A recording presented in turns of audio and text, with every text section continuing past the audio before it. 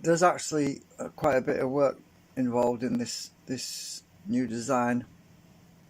Um, it's been making my head spin a bit, to be honest with you, but there are a few changes at some point I want to do to the design. Actually, let me just get my tripod, actually, because that'd be easier to. Come out, tripod. Sorry about this. So it's been hot and muggy again. Oh shucks! I've just realised I've got to take this damn cover off again. Hang on a minute. Flipping charge thingamajig's gonna start pestering me in a minute. You know, when you plug the charger in, it says charging has been temporarily suspended to preserve the life of your battery. Well, it's going to wear my battery down a lot faster by live streaming it without keeping the charger plugged in. Isn't it? Go on, get in the hole. Wait for it. I'm going to get this ding ding ding in a minute. Here you go. Right, so I was thinking about giving it a name, you see, because let me just zoom in if I can do this without messing everything up. Should go a bit closer. Yeah, why not? So, the steel coupling, I've got an X-ray view at the moment because it just makes it a little bit easier to see and everything, you know. So, what's taking all the time right now is the fact that, let me just go to that one, is it? No. Which one is it? Oh, is it that one? I think it's this one. Right. Now, yeah, that's a lot of holes. So, what I've been doing the last few days, let's just go to the one next to it, which is without the mounting brackets. It makes it a bit easier. So what I've basically got, this is still X-ray view. All these holes are for steel metal rods to go through for the coupling. Actually, I've got one here. I don't know if I can show you it in front of the camera. I have a metal rod. It's a welding rod. So I'm going to cut a whole bunch of these by hand, one by one, with my shears, my metal cutters.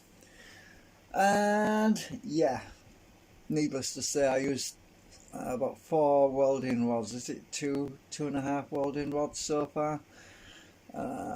Yeah, and my wrist gets really tired. I'm doing basically 1 welding rod a day, something like that, to cut them up into little, because I started to populate the I 3D printed the base. That's the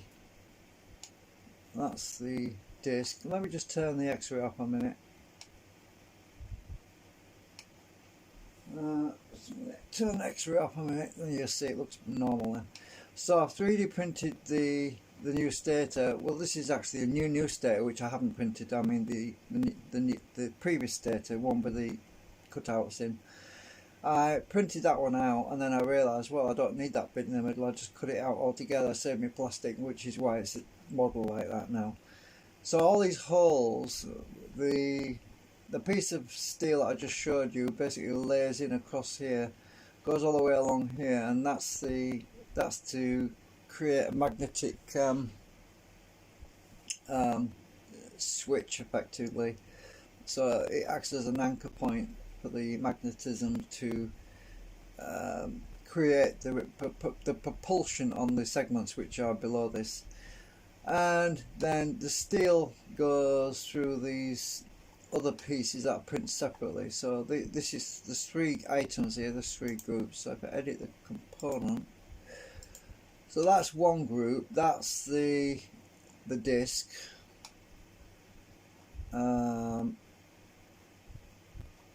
That's the second group. That's a low profile alignment for the pins. So let me just hide this one a minute.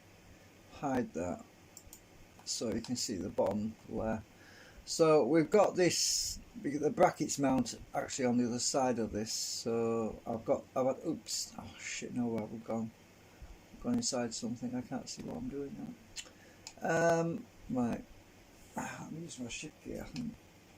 So the brackets mount on here. So these two metal pieces are a lot shorter, but it won't matter much. It won't make much difference. But I've actually decided, I gave it a name because of the way it functions basically. You're gonna laugh probably. I don't know if you're gonna laugh or not. But so this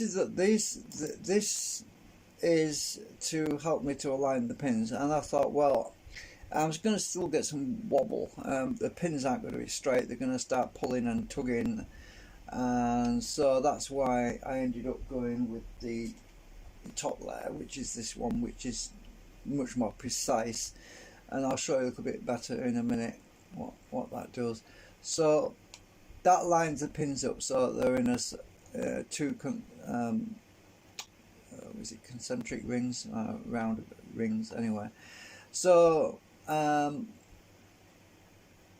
me just go back to there.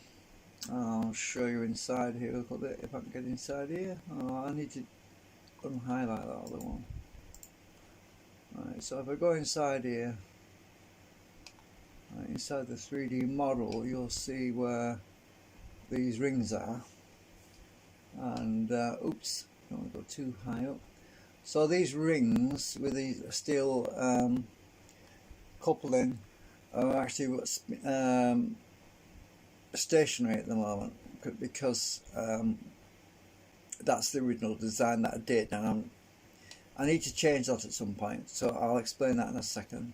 So the rings, the segments are actually moving through here. This is a segment on each side with the magnets in, right? And if we go to the top, I don't know if you can see it.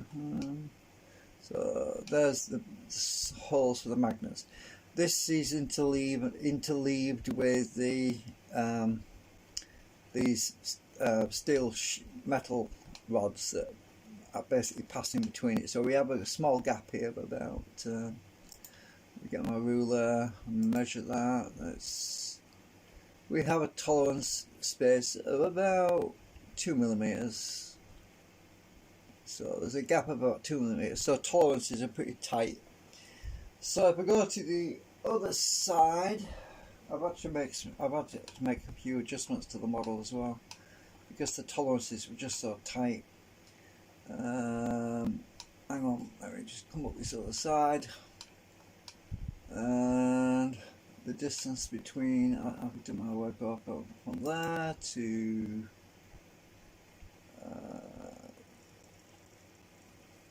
let me see if I can stay in a straight line. 2.4 millimeters on this side, so it's about the same. So it's 2 millimeters between that one and that one, and we have a clearance. But I'm not going to be too fussy about this. The actual centre one has got a much larger gap. Now the reason for that is the magnetic field is tighter in the middle. I mean it's wrapped around tighter, so I figured a bigger gap would probably be better anyway, because if I can get my ruler on the end of it. I can't seem to get my ruler on here. Come on. Right, so just line it up with there. We have, oh, wrong one, I want to be about here. So we have about 5 millimeters. I can't seem to get this damn thing. Oh, can't go up too much. I need to go a bit closer this way. Oops. We need to be.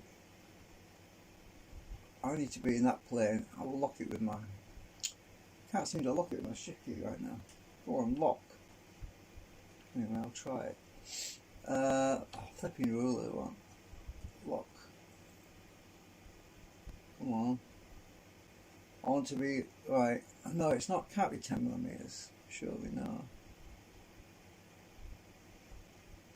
No, I'm not very hard. No, that's better.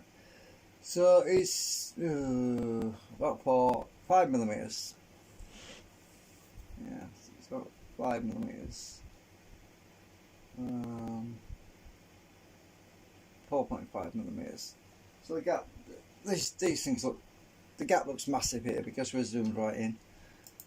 So anyway, I've been preparing the new stator, and at some point I had some thinking about this, because I'll explain. There's a little bit of I've got to test this thing out first before I start making big changes to it, because I've decided to, let's see if I can back out of here. I decided to, because at the moment this thing, this middle section is the stator at the moment, which means it's not moving. And the top disc, the magnet disc, and the bottom segment disc is spinning. Now originally I decided that was appropriate because to have this metal disc part stationary, because of the way I had it configured previously. So now I'm thinking, what I need to do really is change the stator into the rotor, and the two rotors into stators, and I'll explain why. Because the top magnet disc, which is spinning, is the timing disc. Now if that was mounted on slotted brackets, I could adjust the timing while it was running, because it'd be stationary effectively. So I could move this top disc slightly clockwise or slightly anti-clockwise to adjust the timing on the segment, which would also be stationary at the bottom, right? But the actual disc in the middle, which is currently the stator, will become the rotor, and that will be actually moving. And that's the only thing that, you see, that's the problem right now, because you see at the moment I can't adjust the timing while it's running, if it runs, that is. So it doesn't make sense to change that yet until I know it works. So that's what I'm going to do. I'm going to test it and see if it works first, and then if it does work, then I'm going to make the changes and print out inserts, an insert hub for the stator. And it means changing my brackets, obviously, because my brackets would have to be cut back or something. I'd have to space it so that the stator is able to spin, and it's fairly easy to mount the bottom segment disc, which is this bottom one. It's fairly easy to mount that onto the legs below and become a stator, and just as easy as it is for the magnet disc on top to become a stator. It's just a bit fiddly to change the stator into a rotor, if you get what I'm saying. And now the reason I've come up with a name is because of the way this is supposed to work, right? It's supposed to work because technically the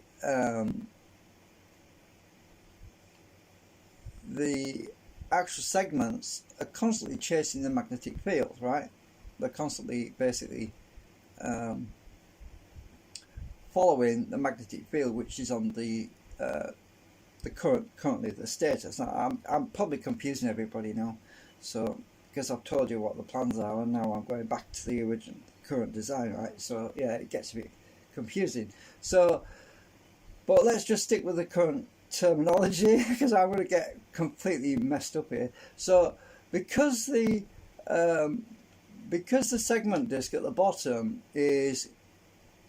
will constantly be chasing the magnetic field that's on the stator rings, because the magnetic rings will be changing all the time. I decided to call it a tailgate motor. A magnetic tailgate motor. Right, so yeah, it sounds like a silly name, but I come up with these silly names sometimes. So that's what I thought of doing. If I go back to the X-ray again, so with all these pins stuck in there, it's starting to look like a pin cushion, isn't it? But look at it from the bottom view.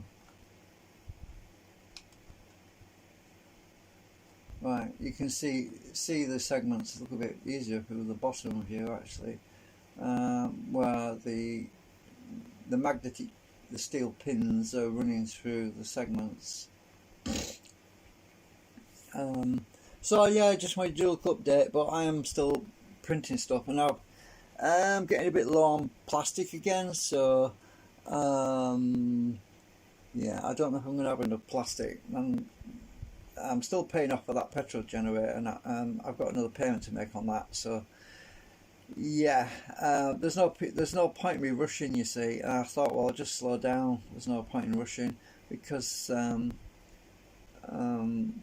it's better to be slow and make sure I don't make any errors than to start printing stuff and then regretting it, because I already did that with the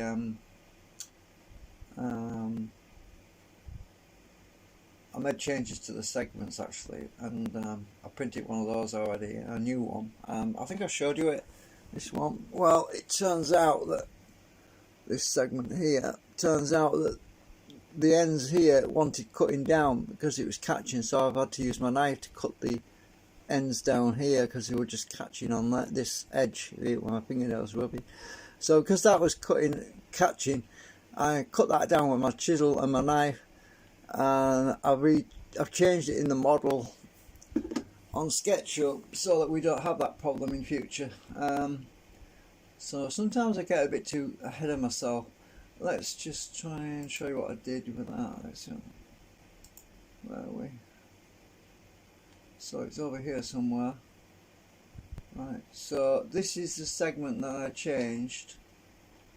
I'll just turn the X-ray view up again. So I'll cut this edge down here. Right down there. I'll probably see it better with a rubber. Down this edge. Also that edge at the back, because that's where that's where it was catching, right on this edge here.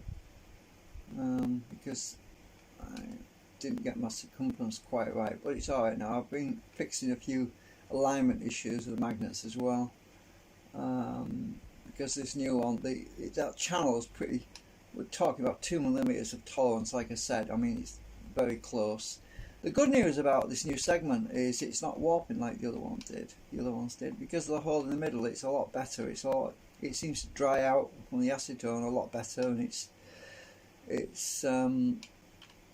and I've been economising on plastic, and I've cut some bits out of the bottom. I made some hollows out, hollowed the bottom out a bit there and a bit there, and a bit down there, because that's unneeded plastic. And so it will be a little bit more,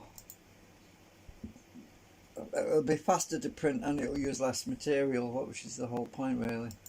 So anyway, that's the update so far really. Just wanted to let you know what we're doing, what's going on right now. So I've got this stator stuck to the side of the fridge right now, because I drilled a lot of holes to clear the holes out. When I acetoned it, when I stuck the steel rods in, oh yeah, it's got all the steel rods in now, right, all the way around here, but not the one sticking at the bottom. The holes got plugged up with a bit of melted ABS plastic, so I've got to let it dry out, and then I've got to drill the holes out and clear the holes out, and then I've got to print this bottom yellow section, which this bit here, and that's currently being sliced. Yeah, it's been currently slicing in slicer for the last hour and a half, 2 hours. I'm not kidding you, this thing takes forever to slice, right? I mean, there's 3 rings, and they're all individual rings. There's actually technically there's actually 5 rings, because these are split. There's a gap in them there. There's actually 2 rings and 1 split ring, if you know what I mean. So this is currently slicing, and it's taking forever right now, and I'm just dreading how long it's going to take to print. I'm estimating it's going to take something like 15, maybe 20 hours to print this thing, these rings. Yeah. I don't know how much filament it's going to use yet until it finishes slicing it. So Everything's very slow right now, so I'm not making a lot of progress right now. It's just everything's gone down to a crawl. So forgive me if I don't make any update videos. Probably for another week or so. I don't know. I might not make another video for a week because I'm just busy with this. It's a lot of work. I mean, manually cutting them bits of steel, for example, one by one. You only have to look at how many holes there is in this thing to realise it does take quite a long time. I mastered the method of doing it though. I have come up with a technique for cutting the steel a lot more efficiently so they're all the same length. But it's a bit of a strain when you're repeatedly cutting steel with these shears, these metal shears, because it gets my wrist after a bit. I've got a problem with my wrist, you see. Can't do repetitive things with it very long, and I've had to do one rod one day and then have a break, then cut another rod up the other day, because otherwise I get this problem with my wrist. It just starts hurting really bad. So yeah, anyway, thanks for joining us, and that's where we are at the moment. So yeah, I'm calling it the magnetic tailgate motor. Well, I couldn't think of anything else. If you've got a better idea, because that's basically describes what it does anyway. Right, see you. Keep hearing people banging upstairs. It's really annoying me. So we'll see you later.